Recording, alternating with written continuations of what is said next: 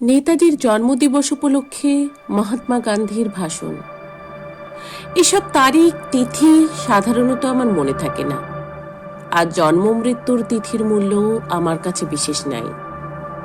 আমার এই ঔদাসীন্য সঙ্গত কি অসঙ্গত তাহা আমি বলিতে পারি না, কিন্তু এইমাত্র সুভাষবাবুর জন্মদিনের কথা আমাকে বলা হইয়াছে।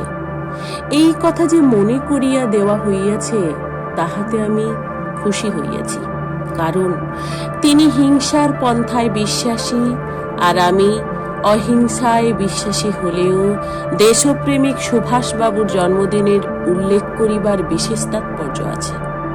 এই কথাটি আজ আমরা ভুলিব না যে প্রাদেশিকতার ও সাম্প্রদায়িকতার নামগন্ধ সুভাষবাবুর ভিতর ছিল না। তাহার নির্ভীক সেনাবাহিনীতে বৈষম্যের স্থান ছিল না। ভারতের সকল স্থানের নরনারী দ্বারা সেই সেনাবাহিনী গঠিত হইয়াছিল, আর তাহাদের ভিতর তিনি যে ভালোবাসা ও আনুগত্যের উদ্রেক করিয়াছিলেন তাহার বড় কেহ পারেন নাই। কোন উকিল বন্ধু আমার কাছে হিন্দু ধর্মের একটি উত্তম সংজ্ঞা চাহিয়াছিলেন। বন্ধুটি সনাতনী হিন্দু বটে, কিন্তু তাহা হইলেও হিন্দু ধর্মের যে কি সংজ্ঞা দেওয়া যাইতে পারে তাহা তিনি ঠিক করিতে পারেন নাই। আমি তাহাকে লিখিয়াছি যে অনেক দিন হইল আমি আইন ভুলিয়া গিয়াছি। এ কথাও বলিয়াছি যে ধর্ম জীবন সম্বন্ধে আমার কোনো জ্ঞান নাই।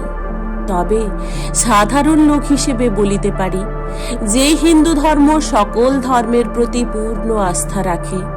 আমি মনে করি সুভাষবাবু এইরূপ হিন্দু ছিলেন।